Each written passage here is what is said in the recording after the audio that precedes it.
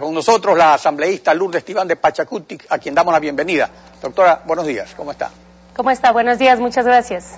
El argumento más convincente de todo gobierno es el hombre del maletín, es decir, el presupuesto del nacional. Pero la asamblea también tiene su poder. Los asambleístas sueltos, al estar individualizados, son débiles y valen menos, pero tendrían más fuerza dentro de una mayoría que capte el cal, ya que lo decisivo para legislar y fiscalizar es realmente el Consejo de Administración de la Legislatura. En esta perspectiva y con todo lo que está ahí por delante, ¿debería congelarse ya la agenda de la Asamblea hasta que haya un acuerdo sobre el CAL? A ver, no tendría por qué congelar la agenda, al contrario, deberíamos acelerarlas y deberíamos ir saliendo con algunas leyes que están pendientes para el país, como la ley de aguas y otras leyes que están pendientes todavía a pretexto de la consulta prelegislativa. No, yo creo que ni en este periodo, ni en el próximo, ni en cualquier tiempo no se van a cambiar lastimosamente esta situación de las bisagras o de los independientes. Lastimosamente de ellos dependemos tanto el oficialismo como la oposición.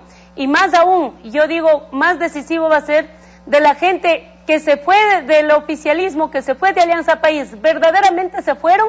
Esa es la pregunta que yo los hago, porque hay gente que yendo del país siguen siendo sumisos a la votación de Alianza País, siguen votando con Alianza País, incluso dejando las tarjetas en blanco para parecer que no está en contra o sí está en contra, pero dejan la tarjeta en blanco y aparecen dando mayoría al oficialismo. Ese tipo de actuación yo creo que no nos garantiza para nada el contar con un voto certero, que el país lo crea. No así la actuación de las bancadas. Yo creo que en el caso de nuestra bancada hemos actuado de manera pública y no es necesario salir de la asamblea para dejar la votación en blanco, aún para abstener, aún para votar sí o no, nos quedamos en la Asamblea Nacional. Ahora, para el delegado de la asamblea a la metida de mano a la justicia, ¿qué propuestas están en discusión? ¿Qué mandato tendrá este delegado? Todavía la oposición no nos hemos reunido ni hemos concertado nada, pero yo creo que hay que tener una idea clara.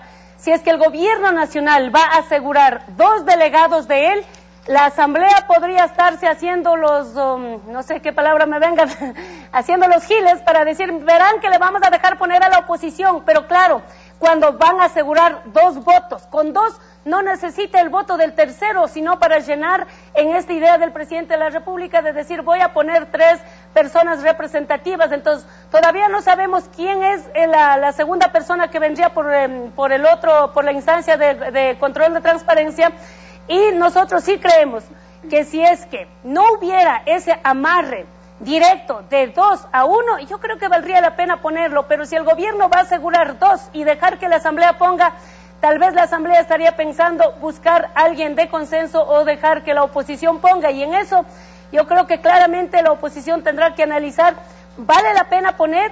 ¿Vale la pena sumarse al juego de Correa? ¿O hay que poner una persona para que pelee desde adentro? Yo todavía no veo claro si es que el gobierno va a asegurar 2 representaciones, el uno terminaría siendo simplemente un relleno para darle gusto al presidente. Pero hay una cosa, o sea, según lo que usted dijo al comienzo, el gobierno realmente sí tiene mayoría con todos estos sueltos. Y obviamente como una maniobra podría dejar que la oposición ponga al tercero para legitimar, pero de todas maneras queda la realidad cierta de que está un delegado adentro. Por lo menos este delegado podría estar viendo y siendo testigo de cómo se están manejando las cosas. O sea, no es que sería absolutamente inútil, aunque todo lo resuelvan 2-1.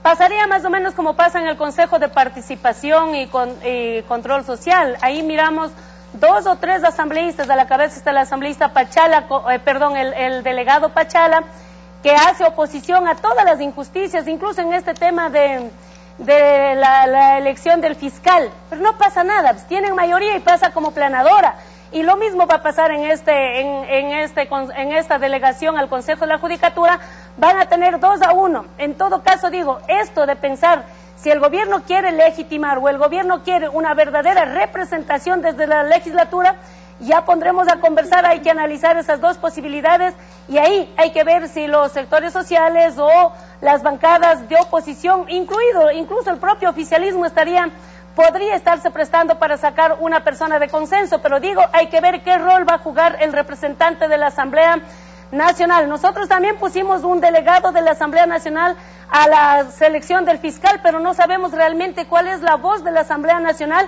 cuando en este bochornoso proceso que están llevando adelante no pasa nada, y el representante o la representante de la Asamblea Nacional, si es que están inconforme o está conforme, debería pronunciarse, decir: yo vine a nombre de la legislatura, pero veo que este proceso es excelente. Entonces deberíamos saber cuál es el pensamiento de la legislatura. Sin embargo, hasta ahora solamente es un formalismo que la Asamblea delega al funcionario, pero de ahí no sabemos cuál es la posición política. Ahora, respecto al acuerdo ético y político sobre el proyecto de ley de comunicación, ¿es viable este acuerdo si no comprende al presidente de la República como colegislador? O sea, ¿qué pasa si se aprueba el proyecto y luego él lo modifica? Yo creo que el primer acuerdo a la que debemos llegar los legisladores es si vamos o no a hacer respetar la palabra de la legislatura, porque nosotros podríamos llegar a acuerdos, pero la ley sale, se va el presidente va a poner lo que él quiera, lo que él le convenga, él tiene hambre a los medios de comunicación, él tiene sed de cerrar todos los medios de comunicación, y cuando venga ese veto del presidente, nosotros no tendremos el apoyo del oficialismo. A mí me parece mucho más importante eso que seguir hablando. Yo por respeto a mi bancada volveré a partir de hoy a la comisión que me dicen. Yo estuve una semana fuera del país, pero conozco que los jefes de bloques decidieron que nuevamente la Comisión de Comunicación se reúna con un representante del Ejecutivo. Pero yo digo, en ese acuerdo los jefes de bancada debían llegar a consensos de decir: lo que aquí se haga, incluso con el representante del presidente de la República, se respetará, y no podemos esperar que el presidente reciba en Carondelet la ley, cambie a pesar que ha participado el representante del Ejecutivo, borre con el codo y mande lo que él quiera. Yo creo que a ese acuerdo debían haber llegado, pero de acuerdo a las conversaciones con pero en 2 años, la bancada dice que eso no llegaron. Claro, y en 2 años no han llegado. Aquí hay otra situación que es realmente denigrante para la Asamblea. Continúa 8 meses declarada en estado de sitio y bajo protección militar a pedido del presidente de la Asamblea por un estado de excepción que de acuerdo a la Constitución no puede durar más de 3 meses y que según el artículo 164 de la Constitución solo puede ser declarado en caso de agresión, conflicto armado internacional o interno, grave conmoción interna, calamidad pública o desastre natural. Y de acuerdo al artículo 27 de la Convención Americana de Derechos Humanos solo se puede declarar en caso de guerra, de peligro público o de otra emergencia que amenace la independencia o la seguridad del Estado. Asambleísta, pero nada de eso hay y están en estado de sitio. ¿Qué valor, qué legitimidad tienen las decisiones de una asamblea declarada en estado de sitio militar durante 8 meses? Yo creo que la única guerra que podemos encontrar es en el cerebro del presidente de la República. El único que está en guerra es él con él, o sea, Rafael Correa frente a Rafael Correa. A mí me fastidia que en la Asamblea Nacional no hay una cabeza, no se levante el presidente Cordero, diga: basta de tomarle el pelo a la Asamblea. Pues nosotros no estamos en conmoción, los asambleístas no estamos en guerra, al contrario, yo creo que necesitamos tranquilidad para seguir trabajando, y la tranquilidad ha vuelto. Esto de sitiar la Asamblea tiene que ver con la detención ilegal todavía de policías que están en el caso 30 de septiembre, para que los ciudadanos entiendan: el coronel Tapia no estaba arriba en el intento de magnicidio, no sé qué, que dice el presidente de la República. Es otro asunto el tema de la Asamblea se reunió, la Asamblea dio quórum. Si la señora Irina Cabezas no le dio la gana de sesionar, es porque fue solidario con el presidente, lo cual lo respetamos. Claro, y eso fue hace casi 8 meses, hace 7 meses. En esta semana. Exactamente, eso fue hace tanto tiempo. Este sitio, esta declaración de emergencia y de guerra, es para justificar ahora el único trofeo de guerra que nunca lo existió, es del coronel Tapia. Mi solidaridad, yo he estado luchando junto con ellos, y no se trata de ir a visitar en la cárcel o de salir en la foto. Yo he hecho marchas, yo he hecho plantones en la fiscalía, en la puerta de la fiscalía, exigiendo que se resuelva este caso. Del coronel Tapia también depende mi hermano y otros policías que están en la cárcel todavía, y no se ha dicho nada.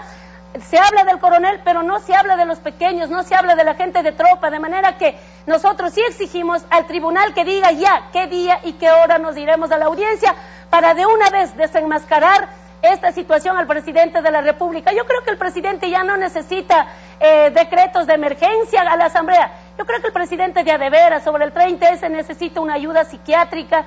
Yo creo que es importantísimo que comience a ver ya cuál es su problema personal, individual, como presidente, pero también como persona, como Rafael Correa, porque el pueblo ecuatoriano ya no puede soportar más chantajes del gobierno y exigimos, en el caso de la escolta legislativa, una actuación transparente, una actuación no tembleque, una actuación no sumisa al ministro del Interior ni a la ministra de Justicia. Aquí queremos que brille la justicia y se diga, si la Asamblea no permitió ingresar a la gente de la oposición y a la gente del oficialismo, porque hubiera pasado como cuando nos tomamos en la época de Yamil Maguad la Asamblea Nacional, el Congreso hubiera sido desbaratada, destruida, y frente a esa protección, hoy el pago al coronel Tapia y a los señores policías son la cárcel, y decir, ahora el único culpable ya no está en el regimiento Quito, ahora en la Asamblea no pasó nada. Asambleísta, muchas gracias por habernos acompañado hoy en Contacto Directo. A usted muchas gracias.